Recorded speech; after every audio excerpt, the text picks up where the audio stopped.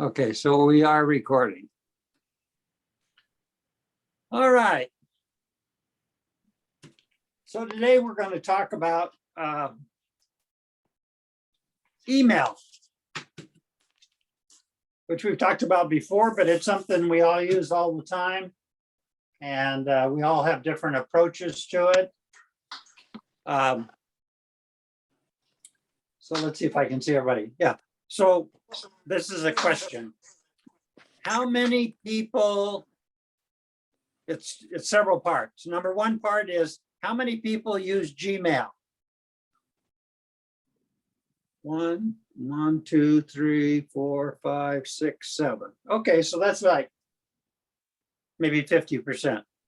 How many people use the browser to do Gmail rather than the email program on your Mac or your Windows or your iPad?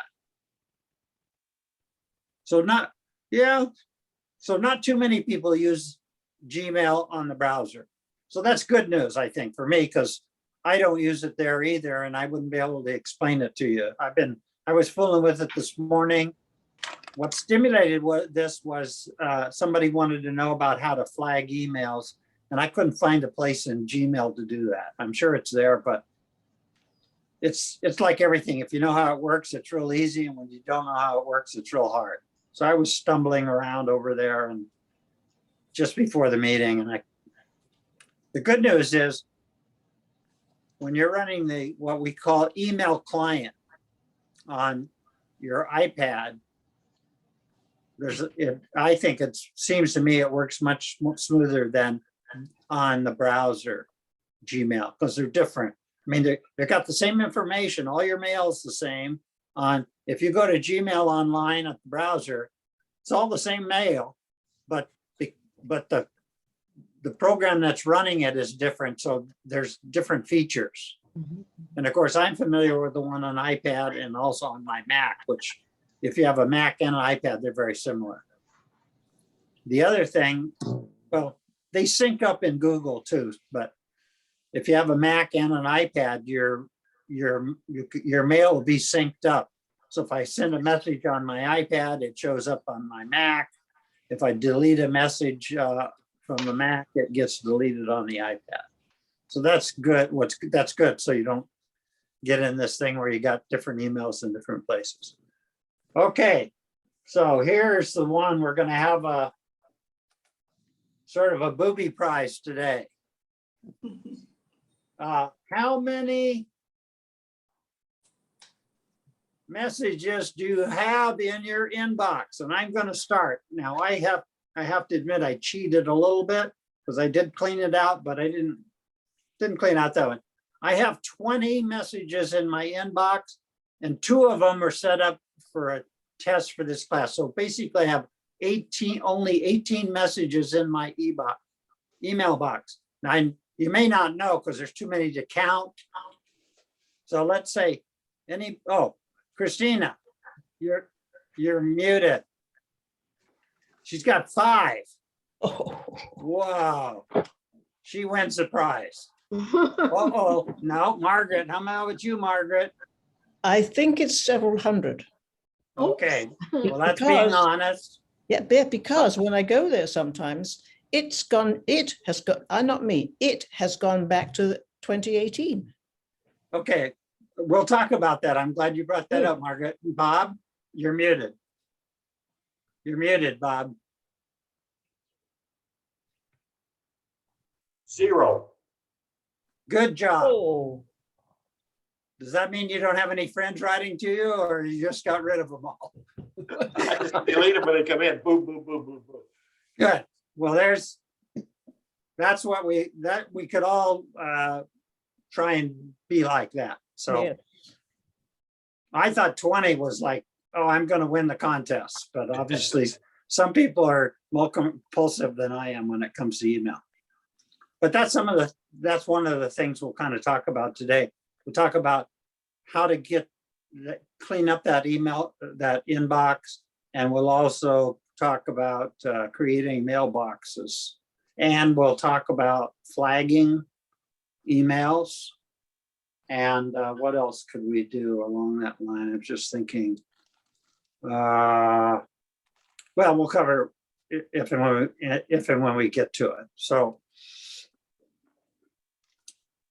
the iPad or the Mac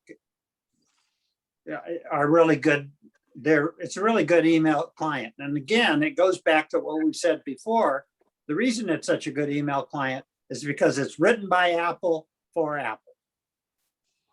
And that's what makes it efficient, works well. And again, it looks like all the other programs. So it looks like Notes. It's got that same feel. When you edit things, you can swipe and delete. And it's got a lot of that stuff what we're familiar with is which makes make the Apple and the iPad useful to learn how they work. Okay, Anthony, you're banging around there. You need to mute yourself. I don't know what happened. Oh, there we go. Very good.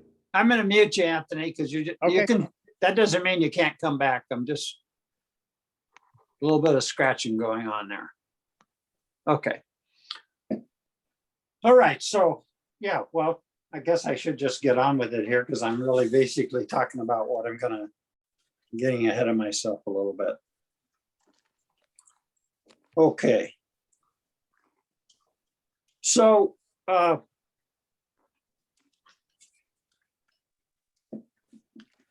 let me make sure I've got everything all set up here because I'm going to do my share screen. So first I go to participants and I say mute all. You've all probably been through this before. I'm going to mute everybody. You can ask questions later, write them down, and then I'm going to say share content. And I say share screen. And I say start the broadcast. And then now I'm sharing my screen. So now we're seeing my desktop. And of course, I got an icon down here. Here's my mail icon. But before we do that, I want to talk about how to set up an email account on your iPad. Because maybe some people don't do that or they don't know how, and maybe they are using the browser. So you can go to settings, down here, settings, and then you go on your name.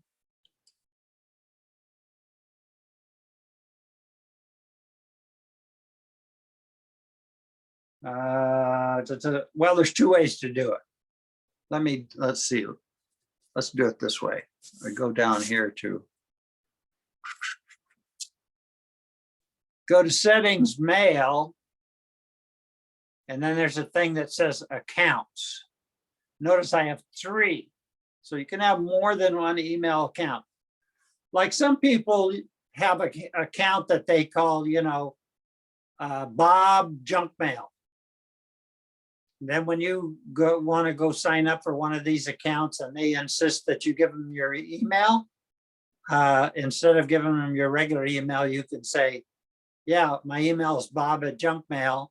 And then all of those, because they're immediately going to start sending you all this junk, they all go into that account, which means you could just look at it occasionally or whatever. That's one choice. So I'm going to click on accounts here. And it says right up here, accounts. So I have an iCloud account, which has the iCloud Drive, mail, contacts, calendars, all of that stuff. So that's basically where it backs up all that information from my computer. Then under Gmail, I have mail, contacts, calendars, and notes. Those are all interactive. But right here, it says add an account.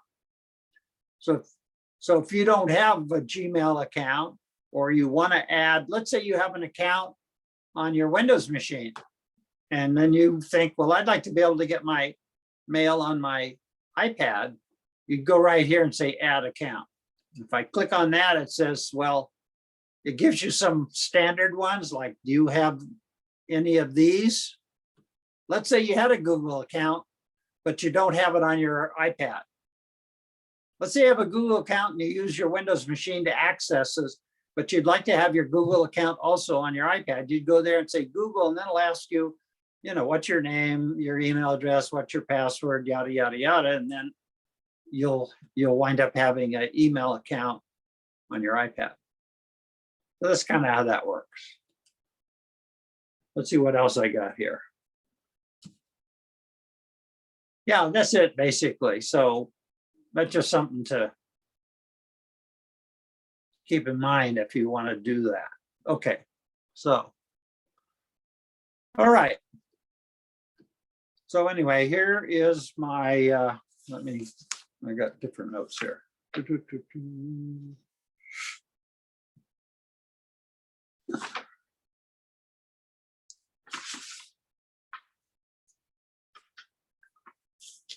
Okay, so I'm opening my email and this is what it basically looks like. It's a little bit different on the Mac, but not that much different. And so notice this look and feel.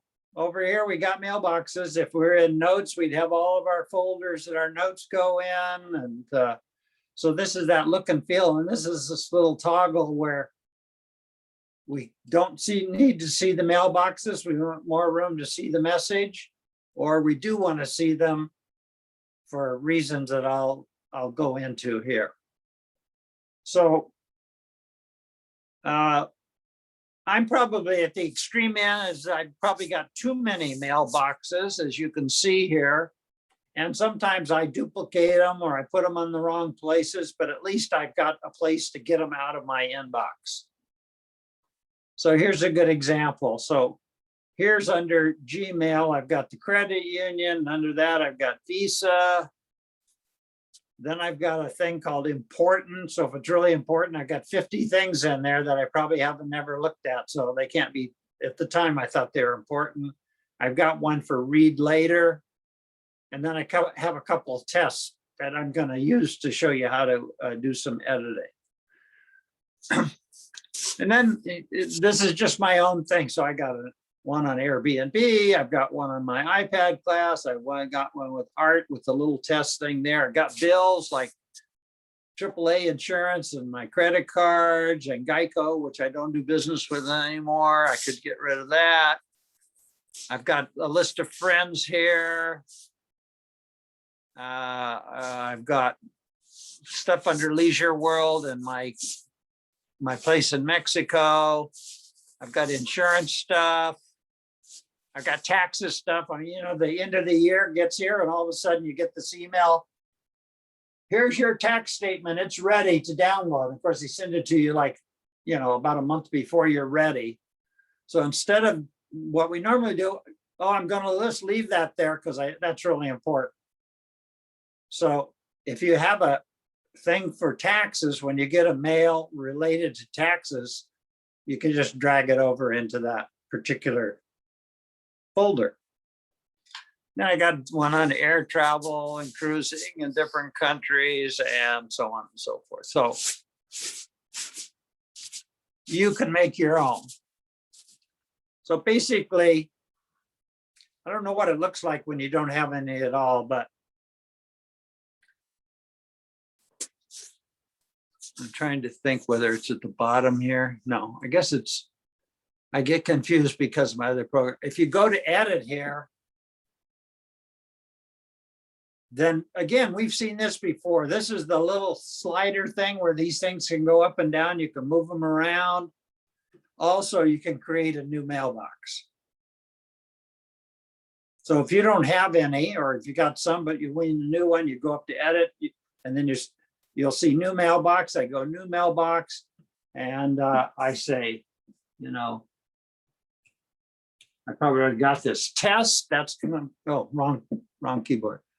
I write test. That's going to be the name of it, and then it says, well, where do you want that locate? Where do you want test that new mailbox to be? So I click here, and then it gives me I slide up and down. I can decide, I want it under Airbnb.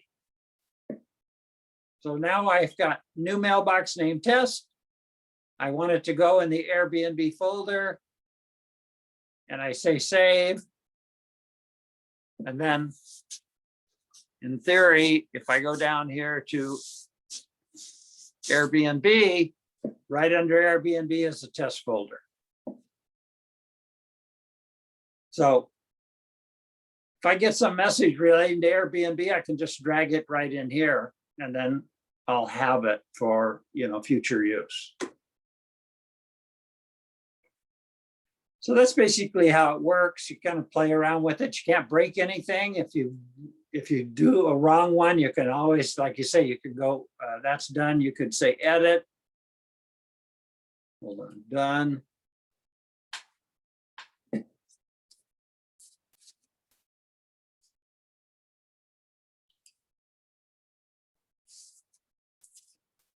Okay, I'm having, say edit, and let's see a sample here, like, yeah, there it is. I click on test. I want to get rid of that one, and I just say delete that box, and it says, okay, you sure? And I say delete. So if you make the wrong one somehow, you can always delete it. So don't worry about maybe you didn't get the order correct or it went in the wrong place. You can delete it and try again, especially when they're empty. When they're not empty, I think it'll give you a warning, like, if you delete this, you're going to probably delete all that stuff.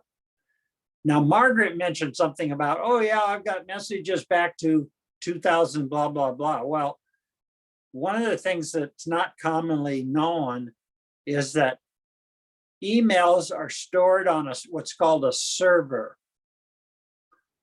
And that server, with a few exceptions, those emails stay there forever.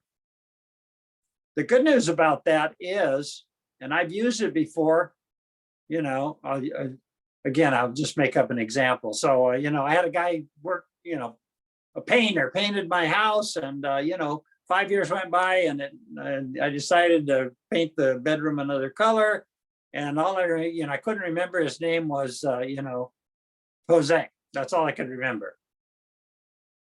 So I go up here to search, and I search Jose, and it finds an email that's 5 years old that I don't even have on my computer anymore. And then I look in there and I see Jose's phone number. So that's good news, bad news in some ways, like, oh my God, you mean all those messages are there? I mean, is somebody going to hack them, blah, blah, blah. Well, you shouldn't be putting stuff in email anyway. That's too personal. You don't want to be sending your credit card numbers and all that stuff in an email anyway. But it's just useful to know that if there was an old email that was really important that you deleted somehow, it's not like it's gone forever. Quite often you can find it. And quite often you can do that through the search function here. And speaking of search function, let's close this. I tested this today. It was kind of cool. Let's go back. Let's go back here. I'm going to go all inboxes. Now I'm going to say done, all inboxes. Okay, so here's my inbox. Here's my search. And this is about finding messages, because part of the reason I think that people keep all this email in their inbox is because they don't know what else to do with it. It's important, but I don't know what am I going to do with it. So that's why we're working on several ways to figure that out.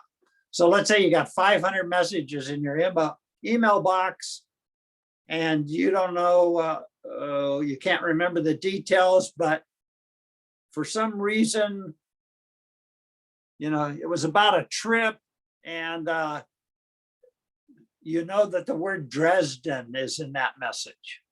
Somebody was saying, hey, we're going to go to Dresden next summer or something. One of your German relatives or something.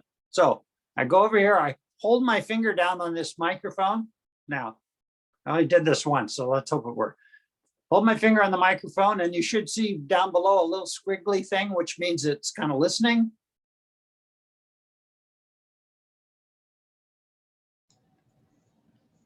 Which microphone? Well, On top or at the bottom? well, the other day, just about an hour ago, I did it up on this one. Let's try this one down here. Okay. Now neither one's working. No, wait a minute. It should. Huh. Well, this is the way these things go sometimes. I'm trying to think if I turned anything off here. I You don't have think a so. microphone? No, microphone's on. I can look in the, let me go back and look in the control panel. Oh, how about mute's turned on? Maybe Mhm. that has something to do with it. Let's try that. I don't see anything else. How about? Okay. So let's go back there.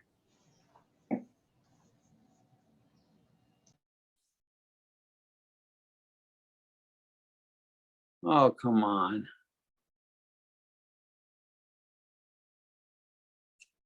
I know it worked earlier because I did it. Dresden. Huh. But neither microphone seems to be active. Yeah, this thing's got 4 microphones on it. So Mhm. the fact you're hearing me means that the microphones are working. So I'm not sure exactly. Well, hey, short of that, I'll type in Dresden Right. and I'll say search. And what do you know? There it is. There's that message from January the 30th to 21 about Dresden.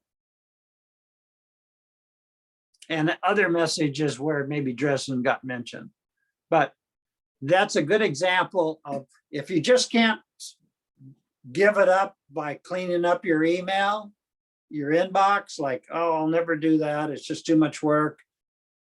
Just remember that you can search through that for particular mail, but you need some kind of a keyword. Like if you said iPad and the only thing you ever get about iPad is from me, then it could find, you know, the next iPad meeting or maybe an old iPad meeting or whatever, as an example. So, yeah. So it's not so important. You can use the microphone. You can just type in there something and it'll be able to find it. And it goes through all the mailboxes. It doesn't just go through your inbox. It goes through all these mailboxes to find stuff. So let's see if we can find something that's kind of like different in here. I don't know what that would be. Okay. Fred, on the microphone, Yeah. yours looks gray. That means it's muted or not on. It has to be a little almost black, and then it's active.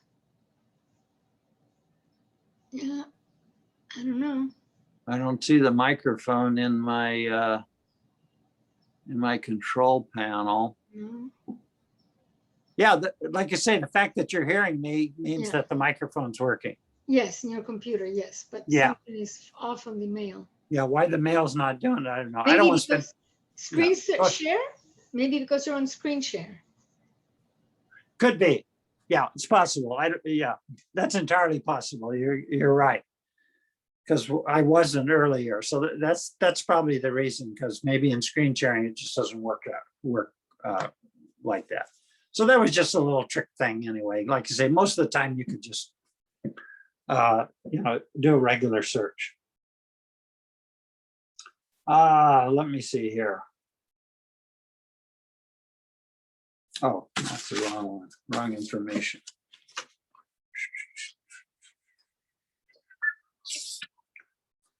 Okay, so let's look at some of the other stuff. So I'm going to open a test message because I don't want to really, well, that's a folder. Let me go back here. Inboxes.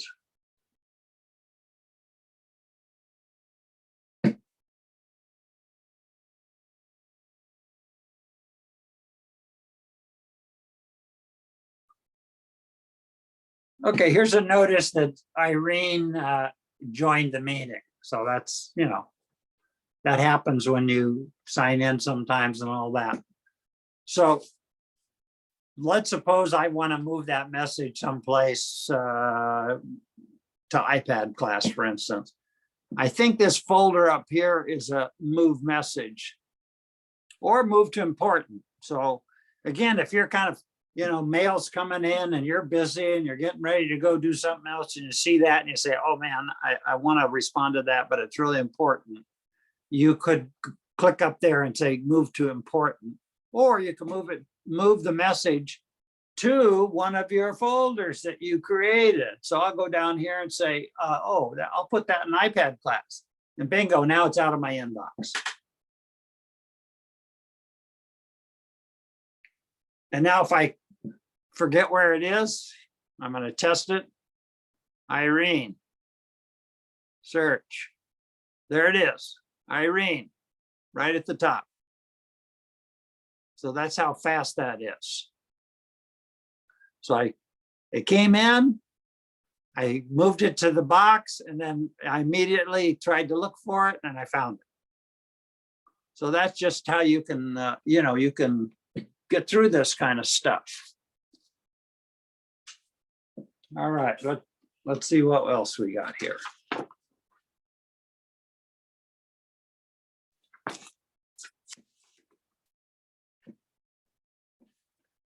Okay, so here's a test message from Christina. So the other things we want to do with messages, there's different things we can do with them. We can forward them, we can delete them, we can flag them. There's a bunch of stuff where we can move them. So we'll pretend like this is a message. It is a message, I mean. And down on the bottom here, where's my mouse? Down here on the bottom, notice this little control. You just click on that, and then you get all these options. So I can reply, that's pretty obvious. I click on reply, and I reply to your message. Reply all, this is if you had a whole bunch of people and you're trying to reply to them all. Let's say you sent out a message to 20 people, and it was about a meeting, and there's no secrecy, everybody's going, and you said, somebody came back and said, what time was it? You said it was 3, and I think it's 1:30. I could say reply all and say, yeah, I made a mistake, it's really 1:30. Forward kind of explains itself. I get a message and I want to send it on to somebody else because it's really important for some reason. So that's what forward's about. Trash is pretty obvious. And then we get to flag. So flag is really important on what we're talking about today, which is kind of organizing your mail. So let's say this is really an important message from Irene. From Christina, I don't want to forget about it. So I say flag. And look, I've got 1, 2, 3, 4, 5, 6, 7 colors. So it's up to you. I mean, let's say you get, we'll pretend like it's relatives or something. So you've got 3 kids and 2 nephews and 2 nieces. You could make a little cheat sheet and give them each a color. This one so-and-so, and this one so-and-so, and this one so-and-so, and so on and so forth. So when a message came in from one of them, you could flag it. You could also go over here and make a mailbox and say, okay, I'm going to put all those, I could have family and I could have categories and I could just put all that. That would be another way to do it.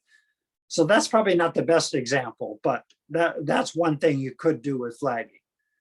But you might also say, and this happens a lot, people say, well, especially this past year, oh, I get these Zoom invitations, but by the time it's a week old, and by the time it comes around and the time for the meeting, I can't find the message. So again, what you could do is you could take this one, let's say the red with the little circle around it, and you could flag messages relating to a particular, maybe any Zoom meeting, and you could flag it. And that way, when all those messages are in the email in your inbox, you can look for flagged messages. So let's say I'm going to flag this. So you see it's up there, it's got a red flag. And before I do that, I can mark other things here. Here's other choices. Mark as unread. Oops, I'm sorry. Mark as unread. You could move the message from there. Come on. Move to junk. And so on and so forth. It's not, all that's not so important, but those are the major ones right there. Okay. All right. Now down here, there's other little button here. What's this one say? Filter by flag. So again, if pretend like all these were Christina messages and I had flagged them with that red, I could just click that, and if there was 500 messages in there, I'd only see the ones with the red with that flag. And then of course it says filters.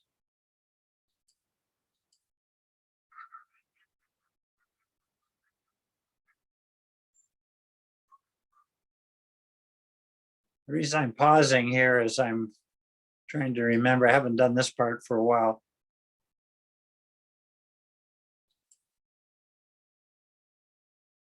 Okay, right here it says unread. So obviously he puts the unread messages up to the top. That little blue dot means it hasn't been read. Flagged. So it goes, you click on this, one thing is unread messages to the top. The second click is flag messages. So it happens, these are, see, there's a green one. So there's other colors in here. This is just all the flag messages that I have here. And then I guess you can unflag it here. Like, oh, okay, I'll unflag it. Doesn't need flagging anymore. Or, yeah. So there's still flagged ones, but it unflagged.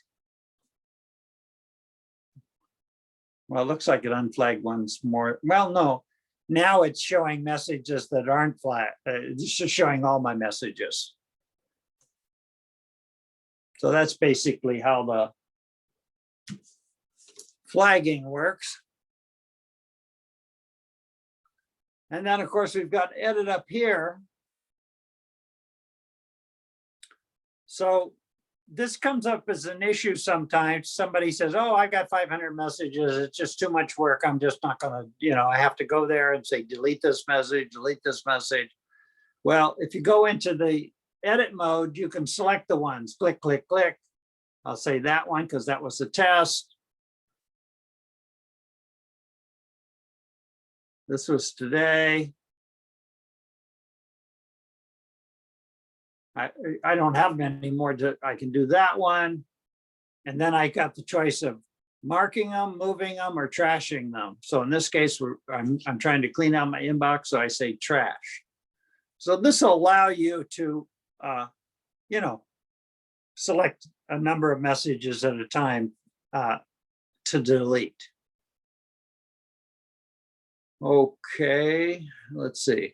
This over here, of course, is new message. That's sort of self-explanatory. And of course, if you type in here and people are either in your contacts, and sometimes the mail program even remembers these things without doing that. But for instance, I want to write a letter to my daughter, Sean. See, I just put the first two letters and it finds her. So I don't have to type in her whole name or remember what it is. I just go, Sean Martin, put my subject in and my message. I don't want to do that, so I'm going to cancel it. And then whenever you want to cancel a message before it's sent, they give you an opportunity to save it as a draft. So this is good because let's say you're working on a message, and again, like you say, somebody comes by and says, hey, the car, we're leaving in 5 minutes, and you're in the middle of your message. You can go like you're going to cancel, and it'll give the choice to save it as draft. So, or not. In this case, I'm going to say delete draft.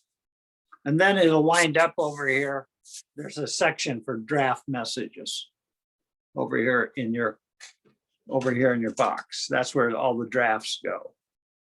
So that allows you to work on a message and save it to work on it later. Basically, that's how that works.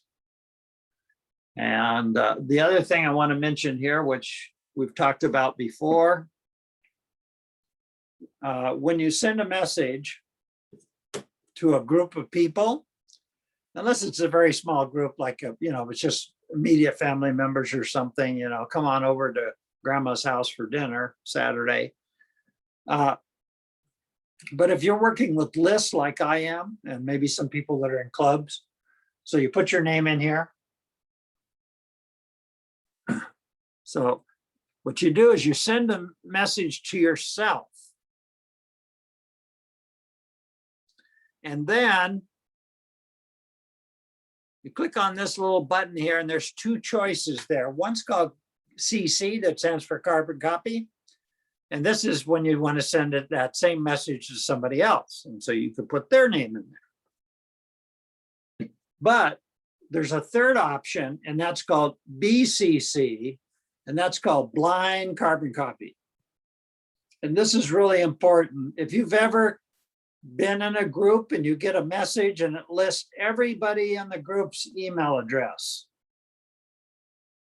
and you go, oh my God, including yours. Everybody in that club's now going to see my email address. And there's some people in there, I don't want them to have my email address.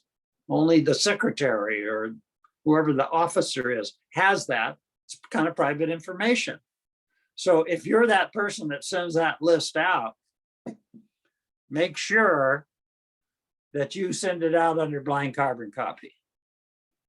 An example for this class, when I send out my meeting announcement, I do a copy, I set up the meeting and I copy that invitation.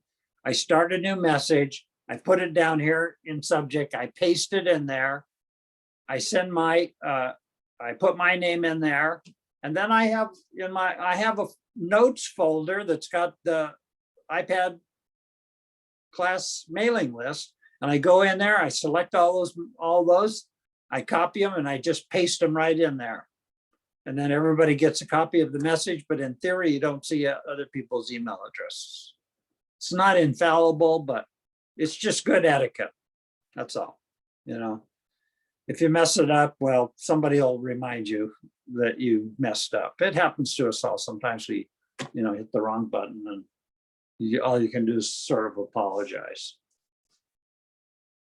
Okay, let's see what else we got here. Let's see if our time.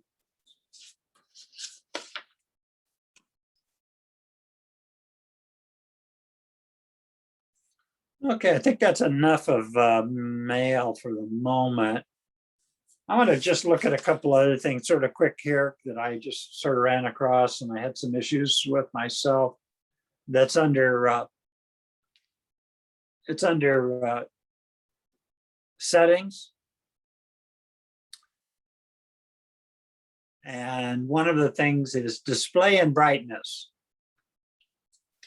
So under display and brightness, they have two options. I mean, a lot, but these two. One's called light. That's what you're seeing here. And that's the general format. People like that, but some people don't. Some people like it the other way, and it's called dark. And basically, it just reverses the colors more or less. It just depends on the person. Some people just don't like it real bright. Some people like it real bright. So that's just the way that's just know you've got a choice. Some people at nighttime, they want to go dark. So that's an option. So just know that you can do that. And then we have a thing called True Tone. And according to Apple, True Tone dynamically adjusts the white balance to match the light around you.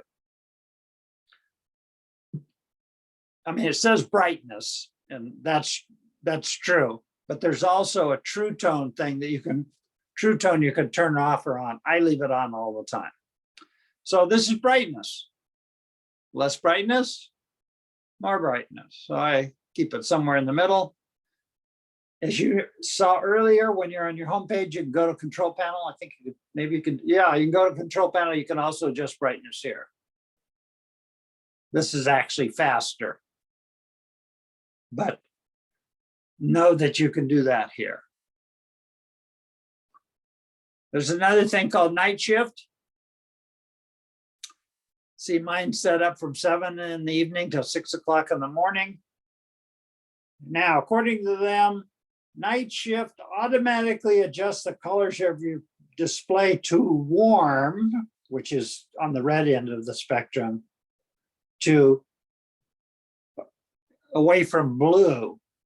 And there's some arguments over this. You'll find people arguing both ways, but basically they say that blue light late at night is not good. It affects your sleeping pattern. Some people are affected more by it than others.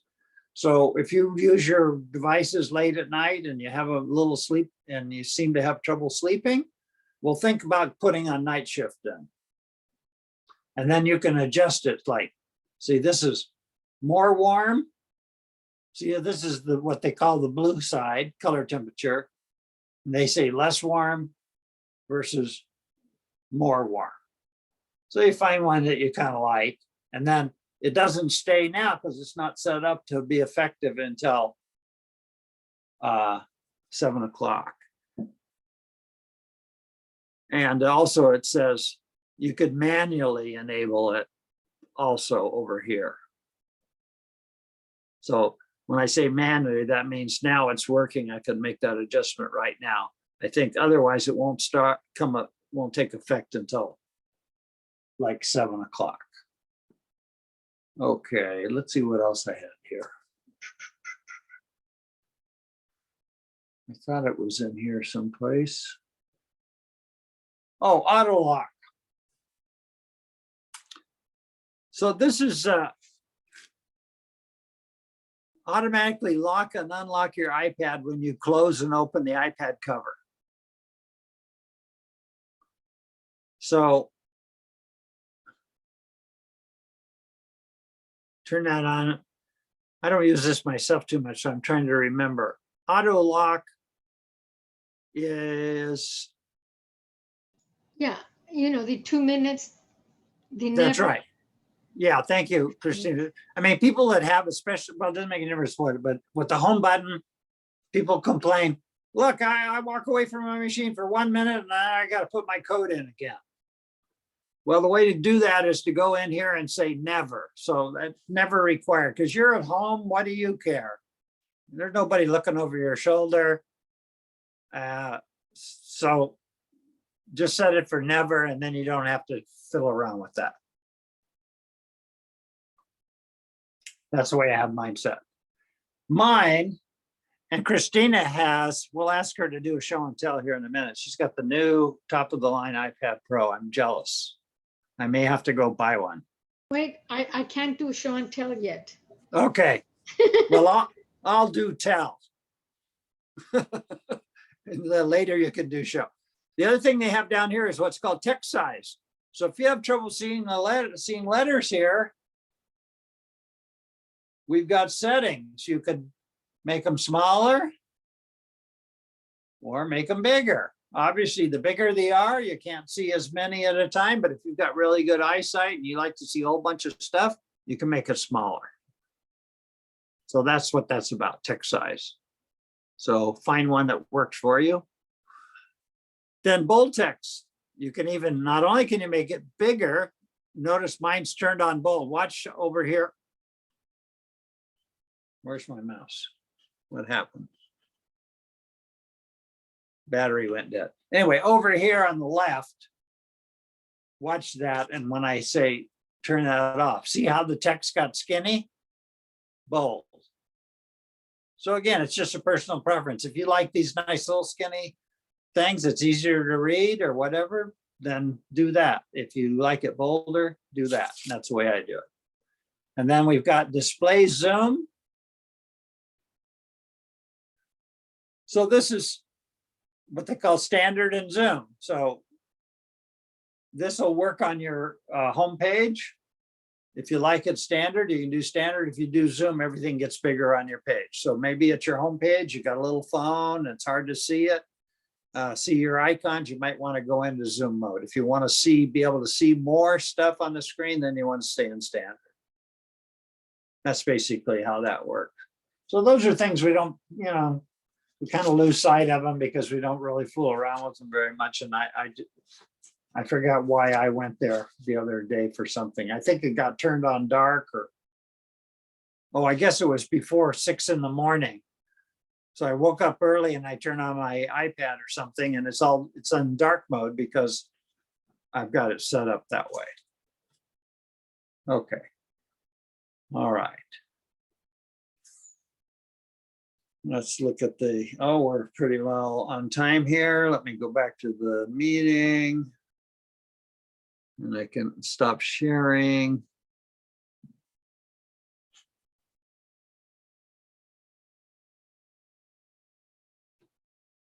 Is Christina still here? Oh, there you are.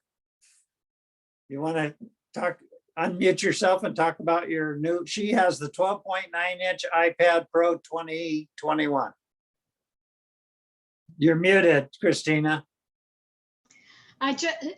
Fred, I only I got it on Saturday. I set it up and I really haven't explored it. So Okay. I really can't say. You know more about it than I do right now. Okay.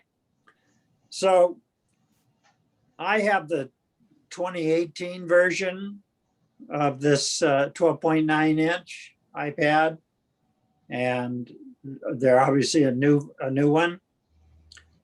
And I've been toying with.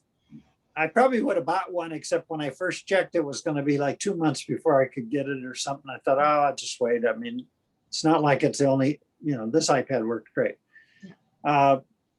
One of the features is it has 10,000 LEDs driving the screen. So it's hard to believe the resolution could be any better than it already is, but apparently it will be. So if that's important to you, like if you're a video person or doing photography, maybe something that you'd be interested in.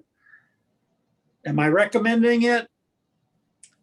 I don't know. I mean, it depends on what you're using. If you've got a 9.7 or an old iPad and you inherited some money and it burning a hole in your pocket, then maybe you could buy I don't know if they still make it. You might be able to buy even a 12.9-inch 2018 is a heck of a iPad. Go ahead, Christina. I was going to say it also, why I mainly got it is because of the M1 chip. I plan to do editing on it. That's right. So that's the main reason. That's right. Yeah. Go ahead.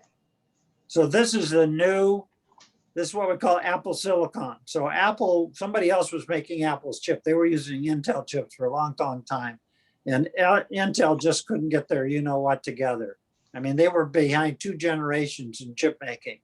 And so in chip making, the secret is how small can you make the transistors and stuff. And, I don't know, Intel was at 10 nanometers or something like that. And everybody else was at 8. And then Apple got down making this chip at 6. So all of a sudden, they make a whole system on a chip. They make what we call the central processing unit, the memory, the whole thing on one little chip. Used to be, you had to have 3 or 4 different chips.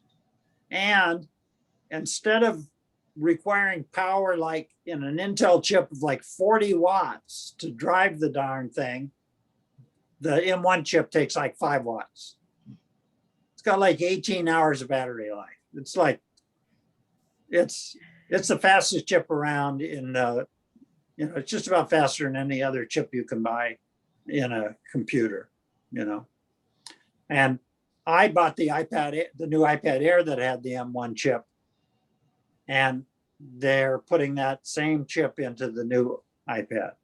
Very powerful, especially for video editing.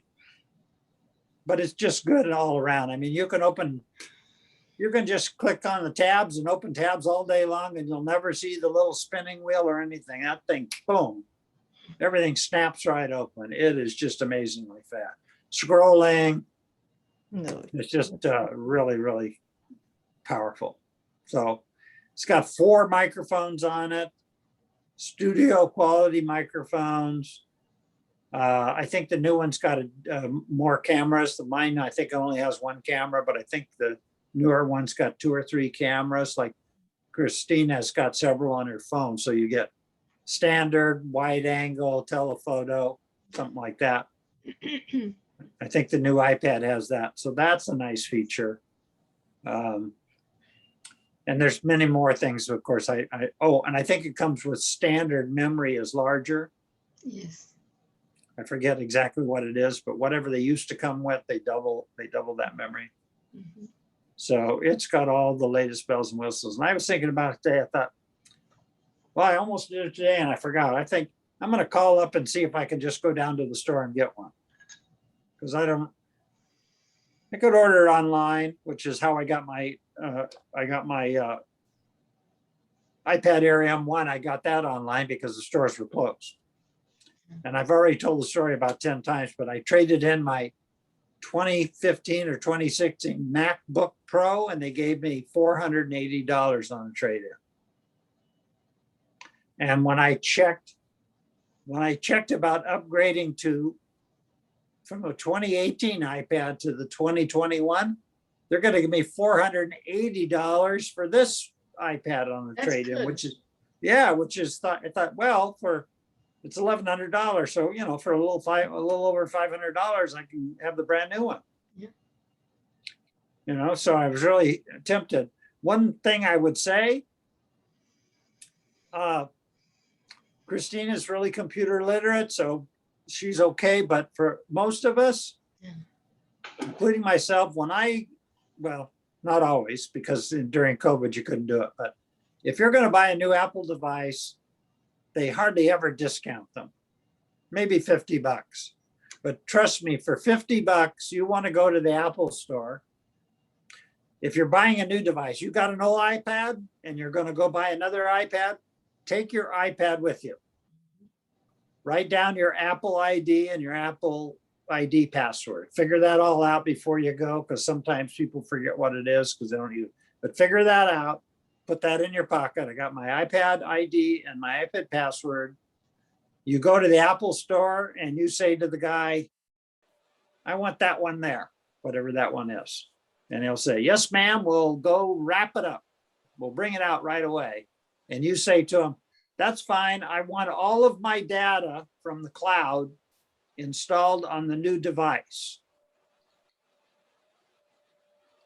And they'll say, well, we could do that. We could just get it started. And by the time you get home, it'll all be transferred. And you go, no, I'm not doing that. Because what will happen is I'll get home. I drove all the way to Cerritos and I'll get home and the thing will say, something's wrong.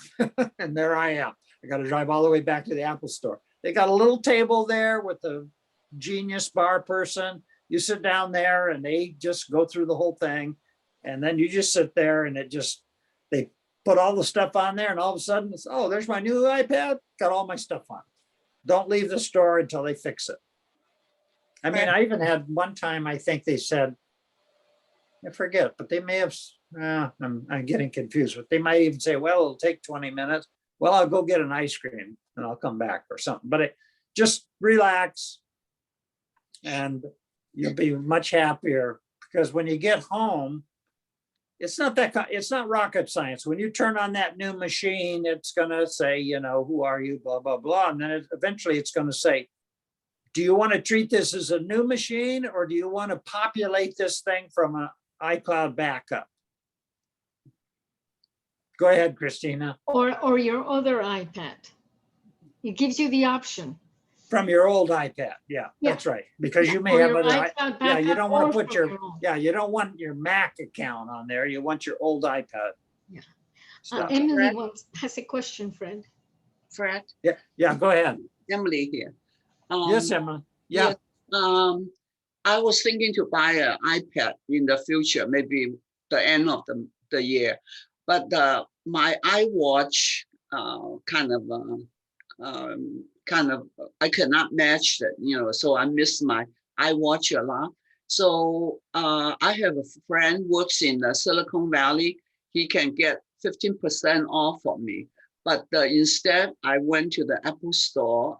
I only asked 2 questions. I said, can you give me the $85 credit from my trade-in? You know, they call trade-in. So he said, yes. And then second question, I said, if I buy it, you give me the $85, can I have the new watch matched right away? He said, yes. Then I said, okay, I will buy it. Then I wait there for 2.5 hours. Everything is all fixed for me.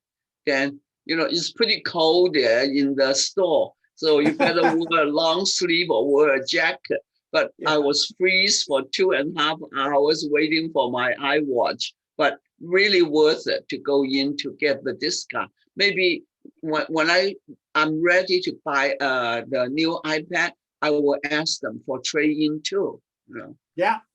And my friend from Silicon Valley, he says, wow, you get better discount than I do, you know. Here's another one that's sort of a little trick. They, in their fine print, they say they'll get they give a discount to ex-military or current or military people.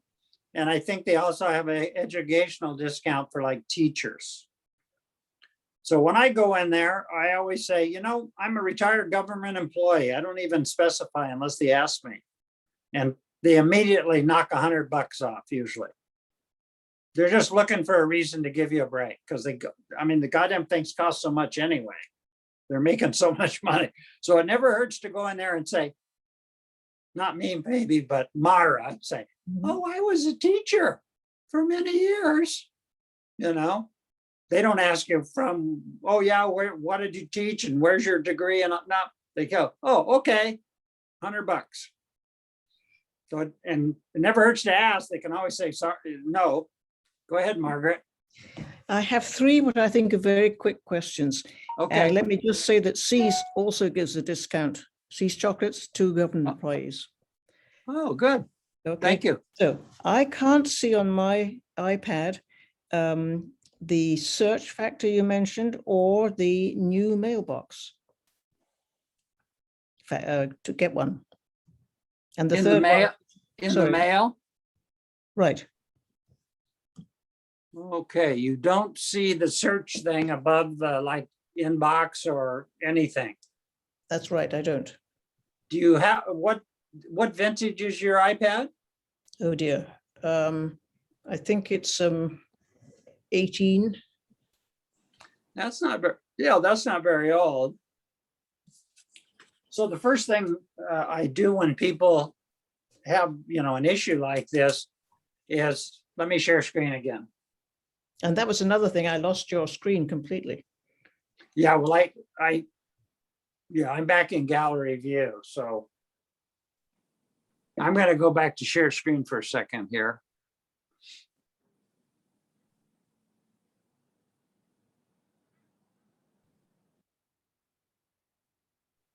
Okay, so I'm sharing my screen again. So here's what I tell people when you have a question. Well, when something like this comes up, the first thing is you go to settings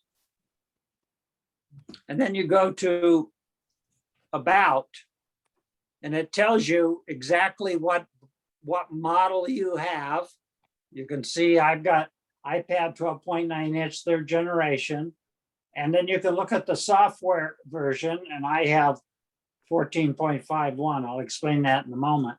Then you have model number, and it's this kind of long gobbledygook number.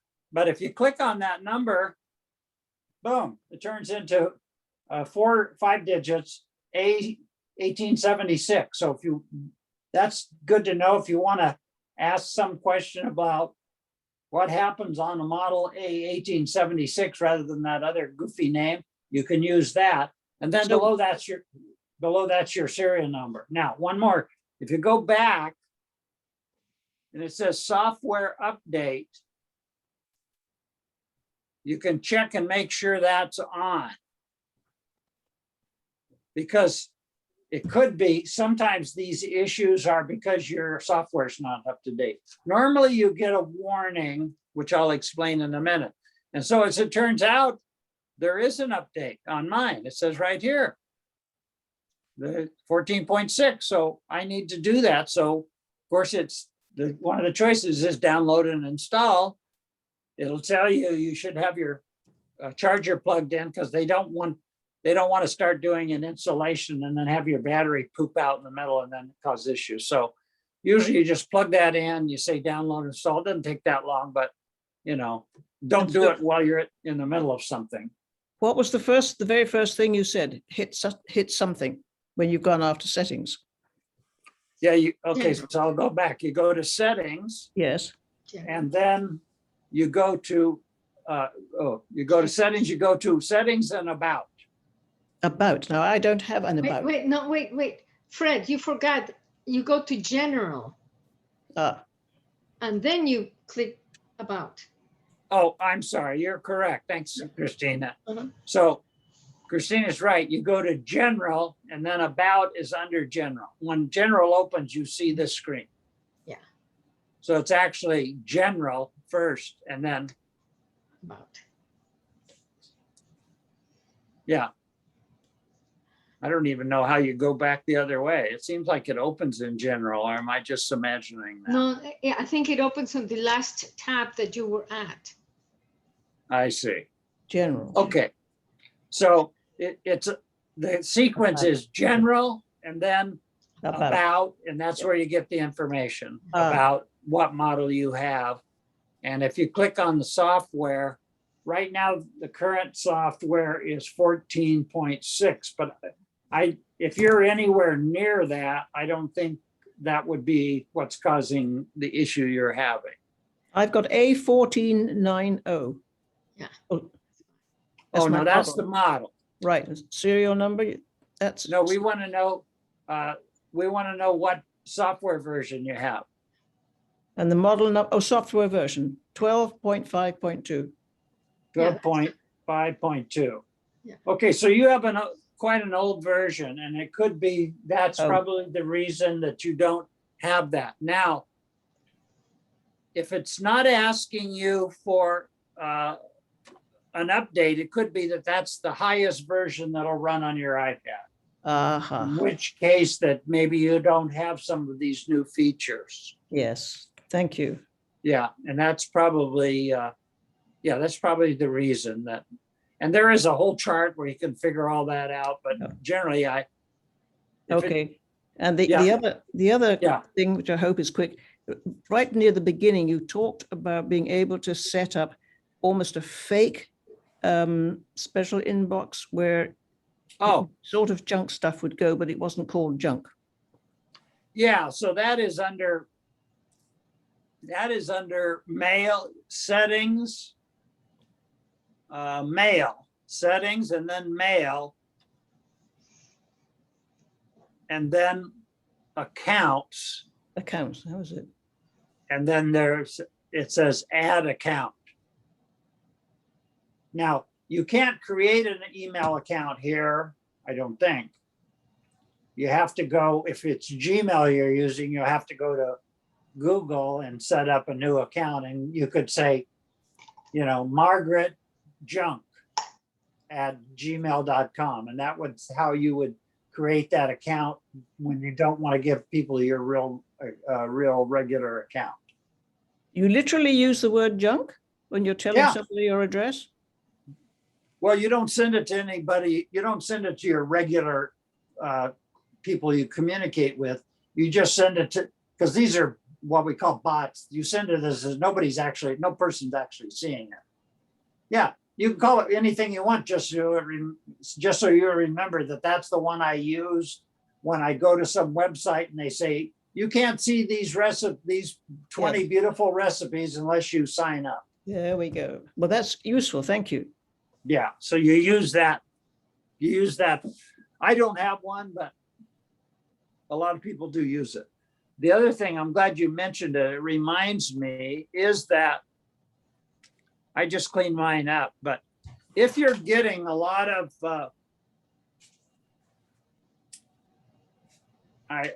it's not really unsolicited, because the fact is you've basically given them permission, but let's say right here, I get this thing from the New York Times evening briefing. I get maybe more than I want here because every time I click on one of these stories, they take me to the New York Times and I don't have an account and I can't see the darn thing anyway. But they do have text here explaining what's going on. But if you look down on these messages, clear at the bottom, I hope this works. In the very fine print, in this case, where is it? In the very fine print, there's a button that says unsubscribe. Oh, yes. So if you're getting mail that you can't remember how they got you in their system and you get tired of it, I don't, every week they send me stuff I'm not interested in. That's how you get rid of it. You unsubscribe, then they won't send you messages anymore. I have used that several times and they don't take a blind bit of notice. Yeah, exactly. Takes It's a- no surprise they put it down there in little teeny. And of course, notice I just pinched in here. We haven't done gestures. I'm going to make a note to do gestures on the iPad because there's a whole ton of gestures and I never use them, but you can use them. And they're really good too. Thank you, Fred. All right.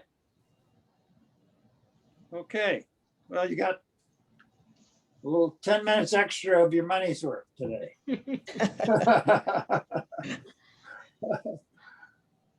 Go forth and clean up your email box. Your Yes, inbox. indeed. Yes. Thank you very much. I will. All righty. Okay. See you next week. Yep. Bye-bye. Okay, thanks Thank you, again, Fred. Fred. Okay. Bye-bye. Bye-bye.